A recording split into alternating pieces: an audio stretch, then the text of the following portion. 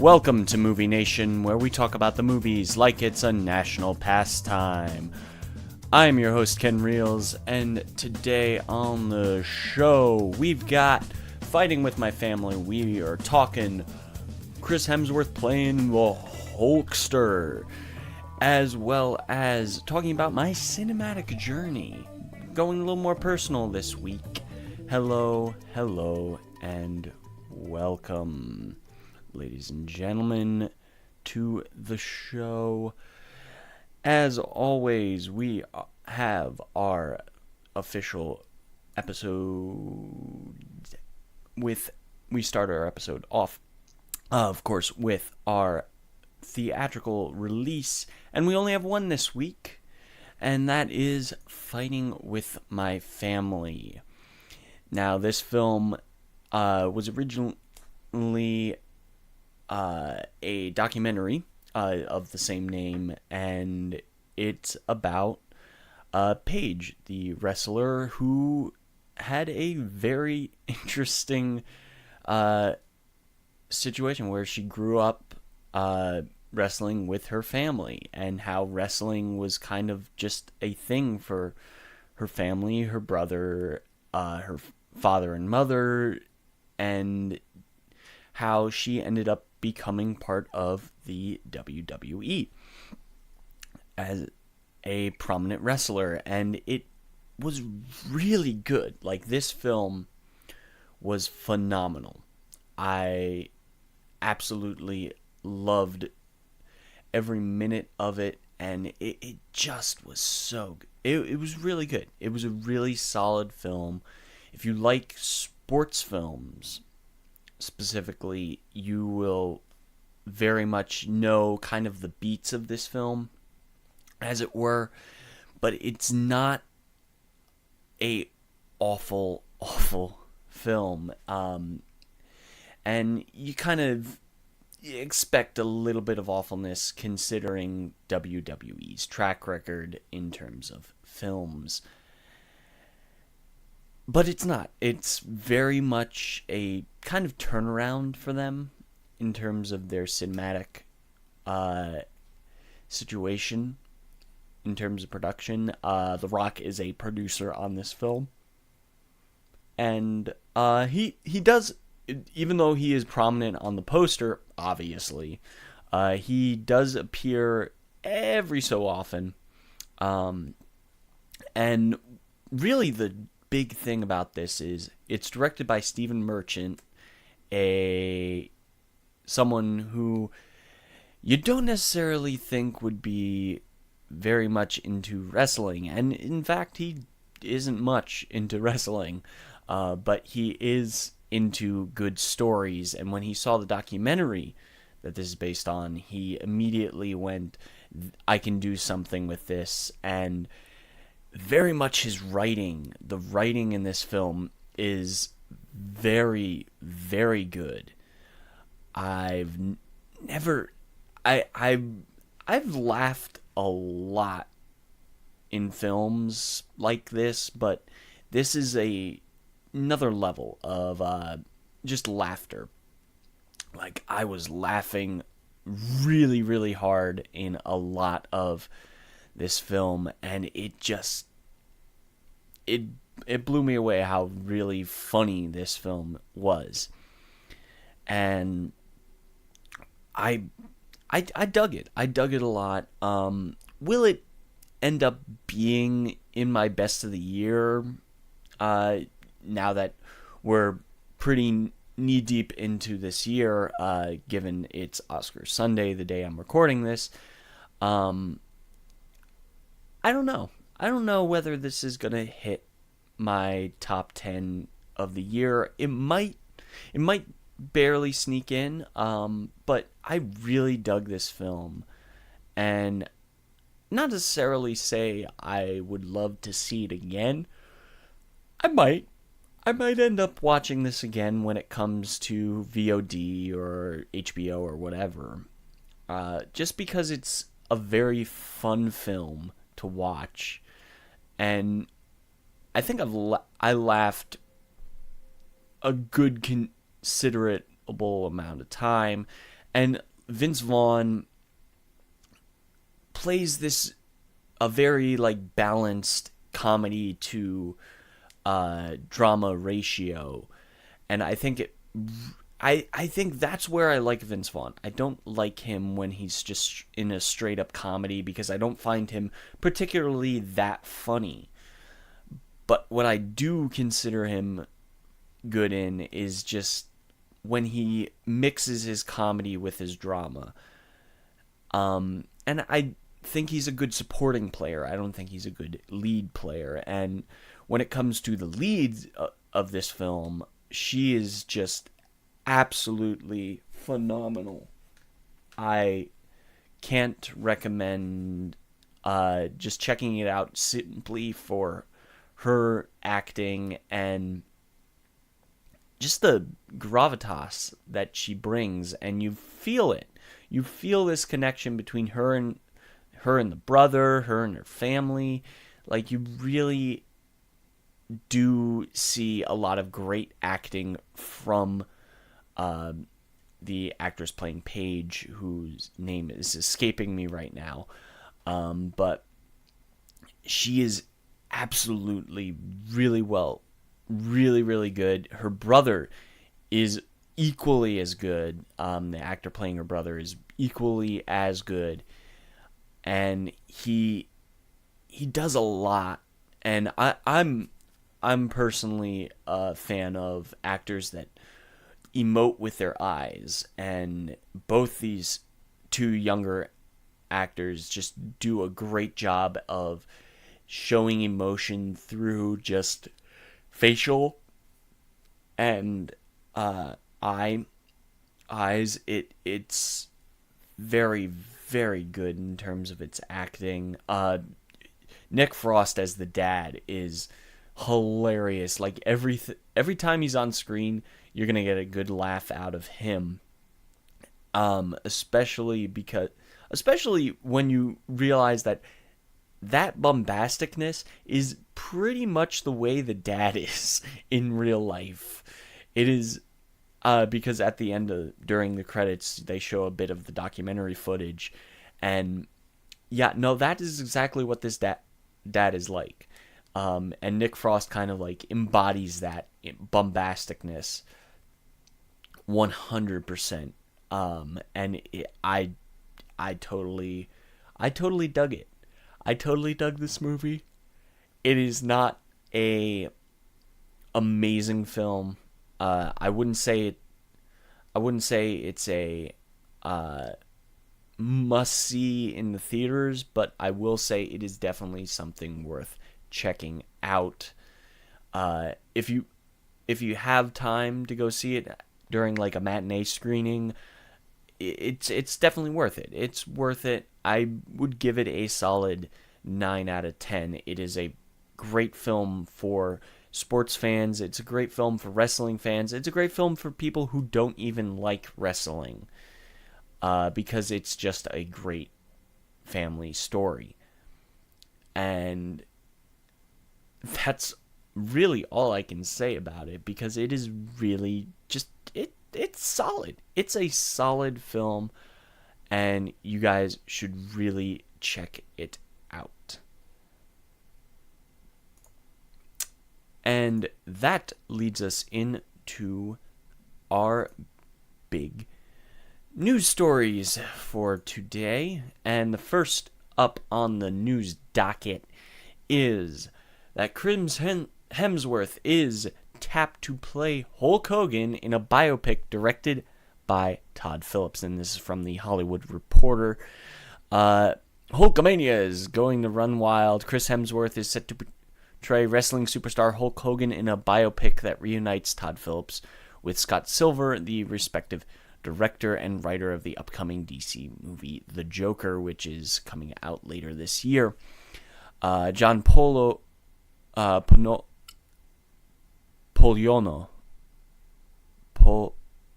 I can't pronounce that last name. The writer of Stronger will co-write the script with Silver. Deals for the Hogan project are in the midst of closing with Netflix as a major backer. Producing while will be Michael Sugar, the Academy Award winner behind Spotlight, who will produce via his Netflix-based Sugar 23, and Phillips Bradley Cooper, who will produce via their banner joint effort. Also producing will be Hemsworth and Eric Bischoff. And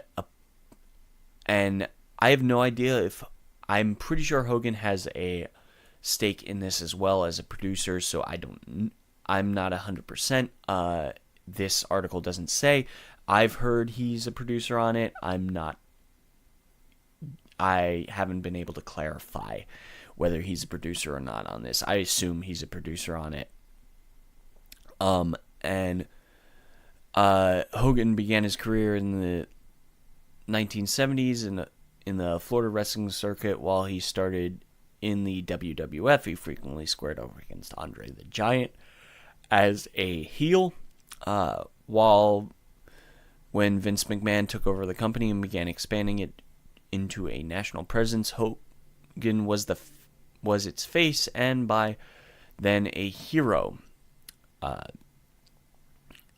the end of the 80s, he was one of the Decade's key personalities, gracing magazine covers, appearing in nightly talk shows, and headlining a Saturday morning cartoon. In the 21st century, however, Hogan's fortunes were seesawing as personal conflicts overtook those inside the ring. Most notably, he was embroiled in a sex tape scandal with the wife of a friend and radio personality. The biopic will delve into those years and attempt to encompass Hogan's entire life. It will not delve into those years. Instead, sources say it will focus on his rise as described as an origin story to Hulkster and Hulkamania. Deal, which took months to put together, will include life rights with Bola acting as a consultant, with Hulk acting as a consultant to the movie, as well as an executive producer. Okay, that's where it is. Also, executive producing will be Ashley Zalta. Steve Desmond and Michael Sherman will co-produce the project, which is in its early stages. Hemsworth repped, blah, blah, blah. Hemsworth is signed on. I'm very cautiously optimistic about this, solely because it's like Chris Hemsworth is a very charismatic person, and I think he's a great choice to play Hulk Hogan, and he definitely could pull it off. I would need to see kind of like just maybe a visual of him as Hulk Hogan or something like that. But overall, Todd Phillips is a great director. I think Todd Phillips has kind of gone in an interesting direction as a director, having directed War Dogs, which I think was a very interesting kind of real life story, going from something like, say, the Hangover films, where there's just straight up comedies. I think he's kind of given a name for himself outside of being just a yucks comedy kind of guy. And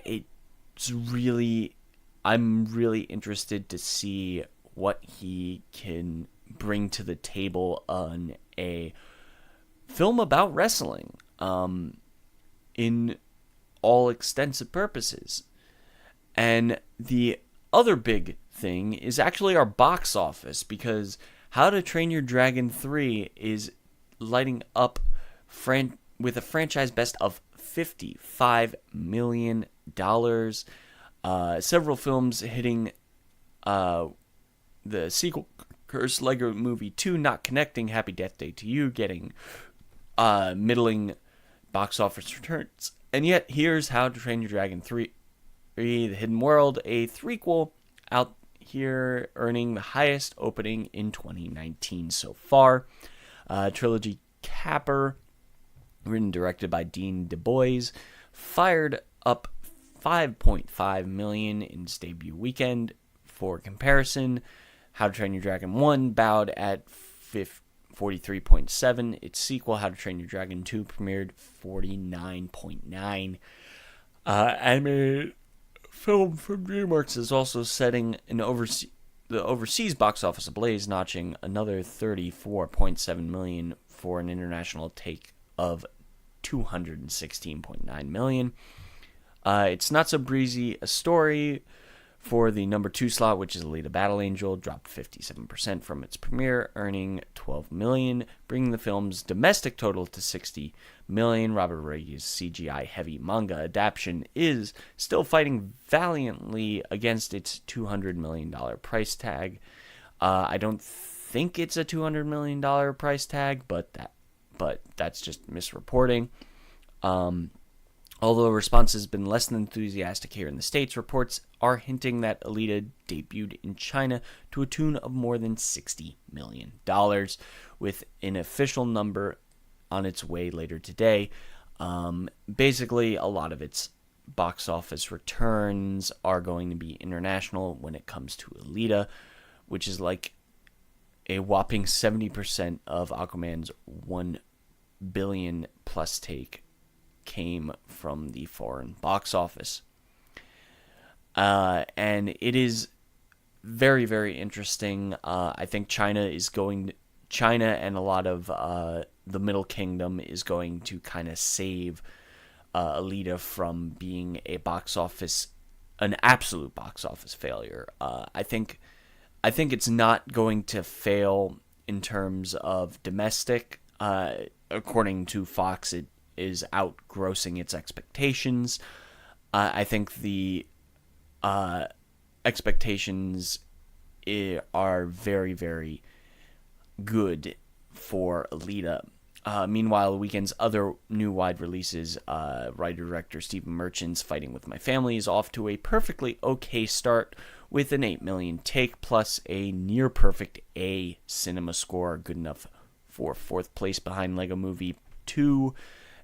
Merchant's film, which is produced by Dwayne Johnson, tells the real-life story of Paige, played by Florence Pugh. Florence Pugh is the actress who played Paige, and she did a phenomenal job. Check out the estimates below. And next week we have a Tyler Perry movie, which I'm sure is going to make a shit ton of money, despite me not wanting to go see it, and probably will not go see it, given my personal opinions on the Medea films. How to Train Your Dragon 2 gets a 58.02 total. Alita takes in 12. Lego Movie 2, 10. Fighting With My Family, 8.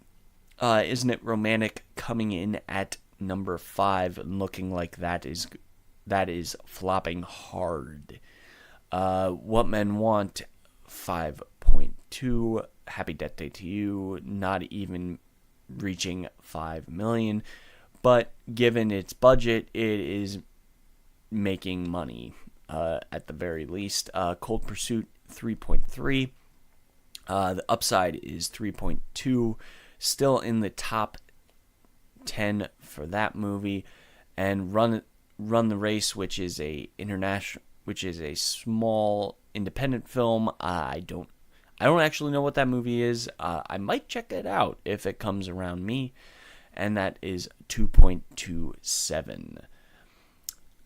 But yeah, How to Train Your Dragon 3 taking the top spot. We reviewed that a couple of weeks, like 2 weeks ago. And if you want to check that out, you can go ahead and check out the episode from 2 weeks ago talking that. And now for our trailer of the week.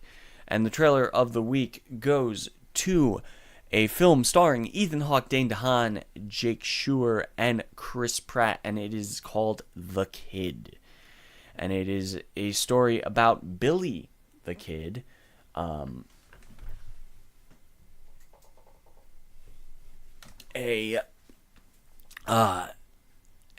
I'm very, very interested in this film because it's Dane DeHaan playing Billy the Kid, and Chris Pratt playing essentially our villain. And you know what? Chris Pratt playing a villain in a westerny setting, I'm interested, especially because Vincent D'Onofrio is directing. And I mean, like, you got Ethan Hawke as your lawman. So obviously Ethan Hawke is a very, very good actor, and him playing a lawman makes very simple sense. And Dane DeHaan playing charismatic Billy the Kid, like, sure. And many people don't like Dane DeHaan as an actor, and I fully understand that, because he has been in some absolute dog crap. He's been in films that just don't work, with him in it, per se.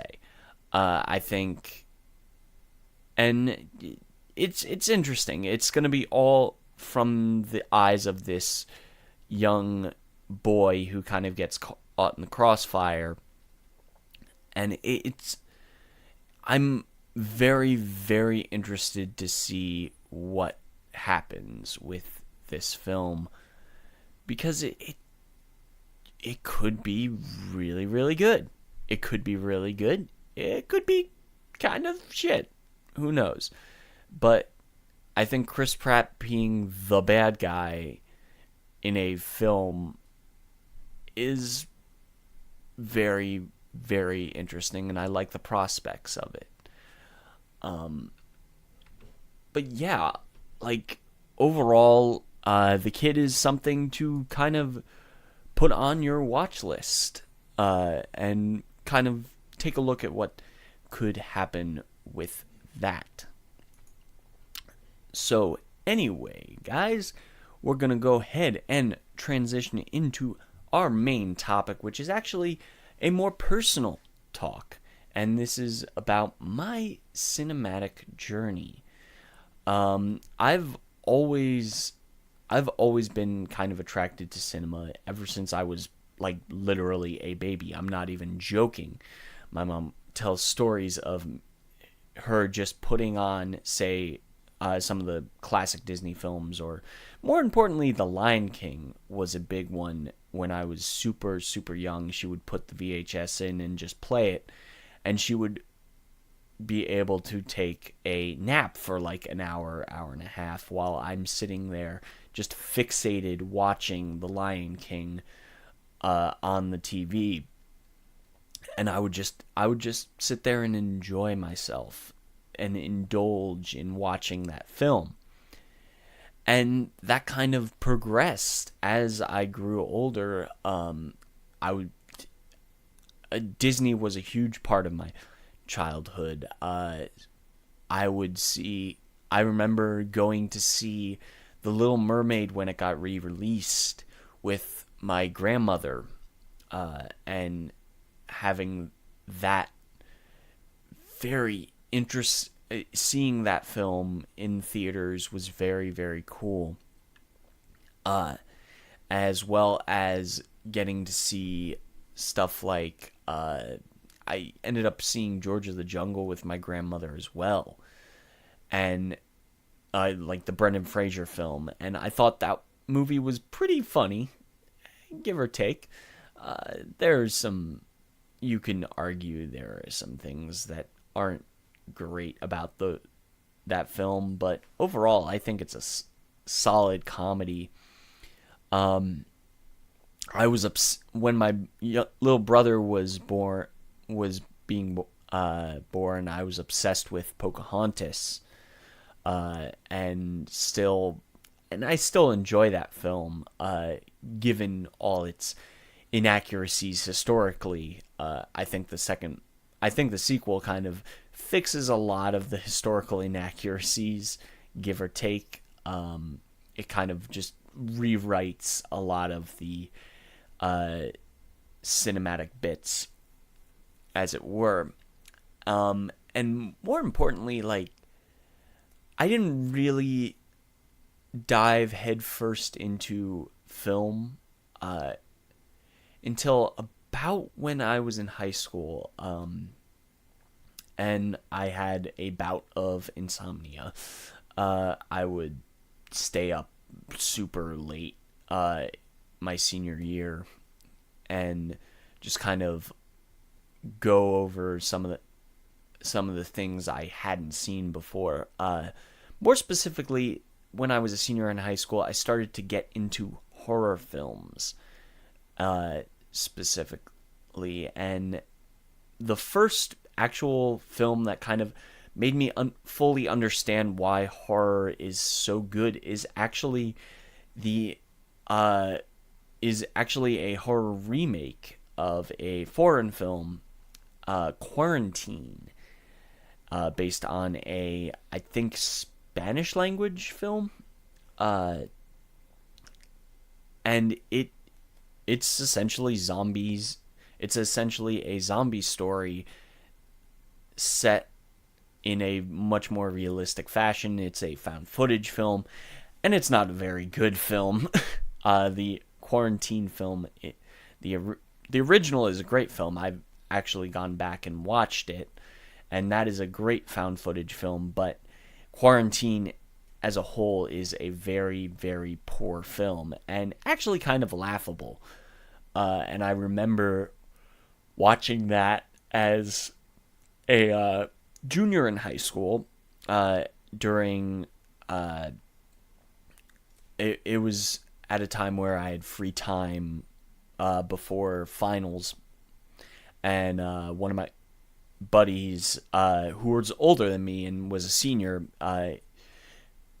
showed me the film, and I kind of was like, okay, I get horror now. I kind of understand horror can be goofy, but it can also freak you out at times, but it's not necessarily a bad genre and something I can deal with and I can watch. And that's when I started watching films like some of the classics like The Exorcist, which, oh boy, The Exorcist is one of those films that still creeps me out to this day. I will never, ever not be creeped out by The Exorcist. And it's up there. And it's also how I got into, pretty late into the game, since the films were already finished. But I ended up watching the entire Saw franchise. And the original Saw is by far one of my favorite horror / thrillers of all time. I think James Wan directed that film phenomenally. But as the sequels kept going, I think it became more for me about the story than it was for the gore. And a lot of people argue that the gore fest that was the sequels kind of brought upon this torture porn kind of genre. And I would argue that isn't real. It doesn't revel in the torture. But that's my personal opinion. Especially, I think once you hit Saw 4, it kind of starts getting to the point where the gore and the torture is kind of amplified to a point where it's kind of hilarious and not necessarily glorifying it, but kind of laughing at it. And then I went off to college for a year at Montclair State, and I would actually still continue to go to the movies, because my senior year of high school, I got a job at a movie theater, so I would see literally all the major releases, and I would always try and go out of my way and see films that you wouldn't necessarily expect to go see, because I could just go to a AMC and see them for free because I worked there. I worked for the company, and I really enjoyed a lot of seeing the smaller stuff. And then even when I wasn't seeing films for free, I would go to my quote unquote local art house, because it's about couple a about half hour 45-minute drive down one of the major highways to go one of the major, not highways, but freeways to go see that. And it's a really, I would see some really cool independent stuff. And then going over to Montclair State, I would see some of the new stuff, but there were smaller theaters there, very locally, that I would just literally walk off campus to the theater, and sometimes it would be, the art house was about 5 miles down the road, and the more common plex, which was I think there were only 4 or 5 theaters in that, and they were all very small. Those would be about like 4. They would be not necessarily big stuff, and that would be like about 3 miles down the road. And I would just walk there. Enjoy the brisk walk down to the theater to go see whatever. And I think the biggest moment where I started to fully understand independent cinema was going down to the art house. So this was a 5-mile walk, like 5-6 mile walk down the road to the art house to see Albert Nobbs. Now, I had no idea what this movie was. I was just looking at the movie times, and I'm like, okay, what is this?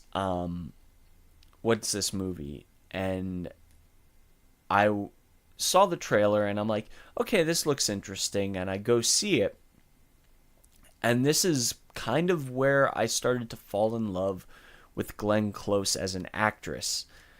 And she was just phenomenal. And Albert Nobbs is probably on my list of the most influential films in my life that I've watched, because it just grabbed me in a way that I've never fully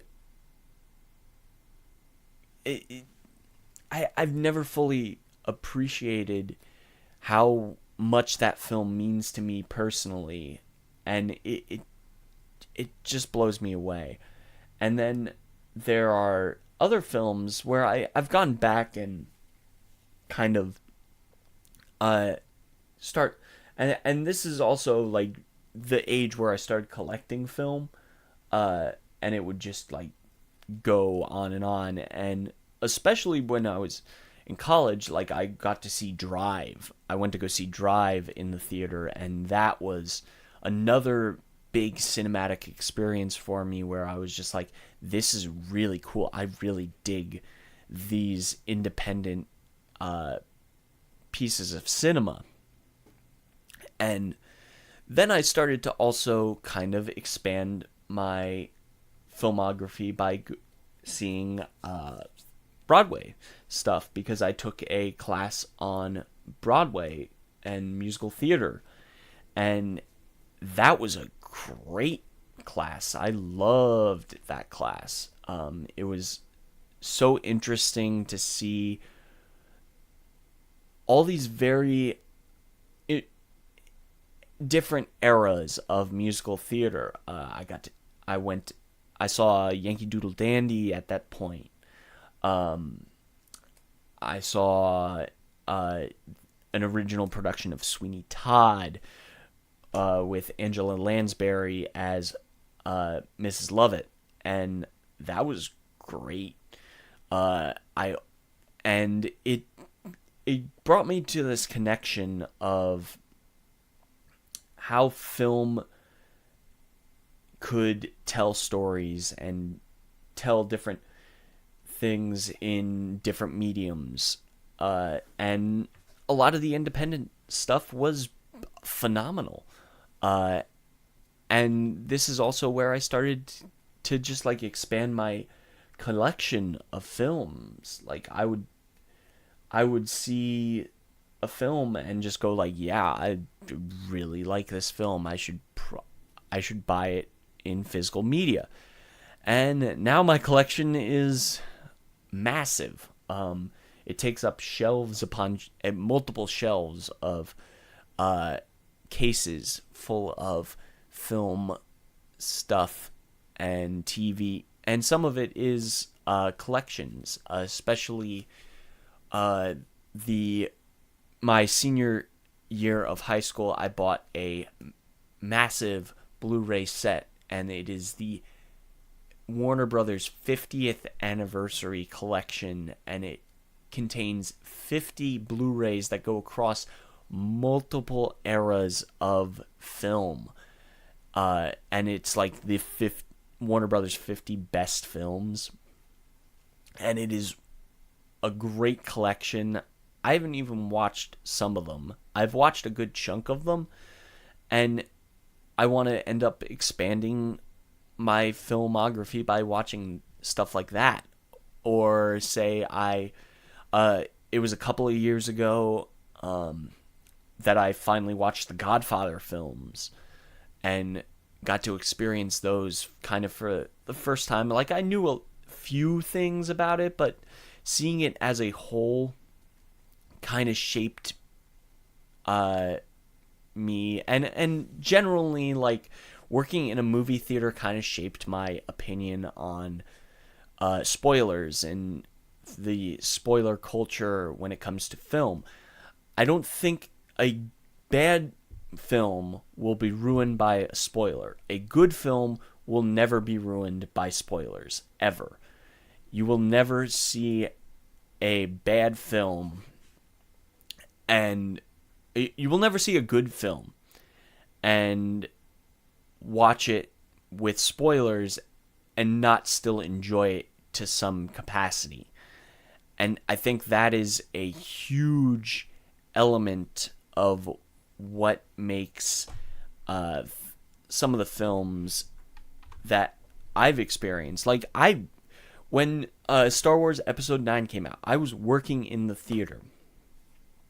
And I saw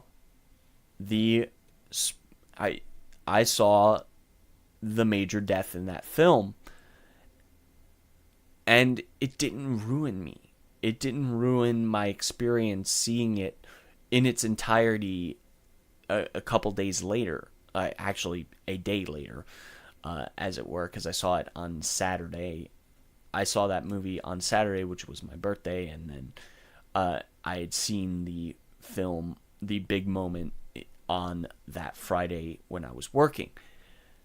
But a good film will never be ruined by spoilers. Never, ever will they be ruined by spoilers. I think it's something that people make a huge deal out of, that I understand, and I respect people who find their enjoyment of a film ruined by spoilers, but I don't personally find spoilers to be awful. Now, I will go to see movies blind sometimes, and sometimes they're enjoyable, sometimes they're not. But I don't necessarily think that super big spoilers can ruin film. At least good films. If it's a bad film, the spoilers just add to the badness of the film, that you spoiled the big moment in a movie, and it just dampens the enjoyment of it. Like, I saw Usual Suspects pretty late in my life, knowing full well that who Kaiser Soze was, and it actually enhanced my enjoyment of the film. And that says something about great cinema. Is great cinema will never be ruined by knowing what happens, even from, say, pop culture osmosis. And when I say that, it's just the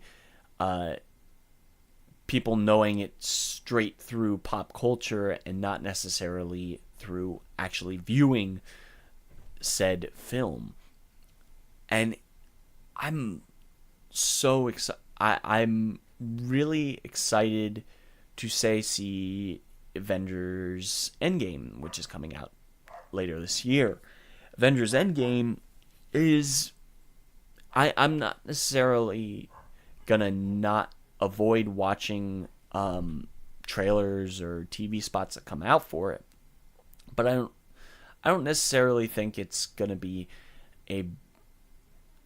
I don't think I'm gonna dampen my enjoyment of the film by, say, watching trailers and whatnot. I'm not gonna go media... I hardly ever go media blackout on film. And Endgame, it's just like, yeah, I'm gonna go see it. If I see the trailers or whatever, I'm not gonna be mad about it or not watch them, but I'm not gonna seek them out. And I think that's kind of how my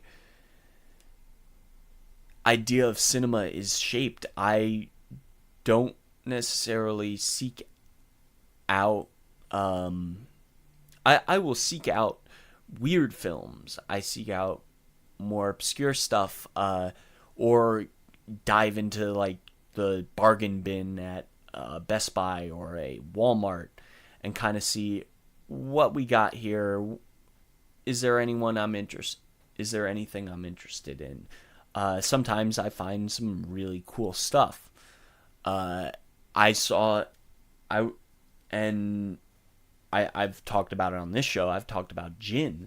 Jin was a film that I just saw on a whim, and I absolutely adored it.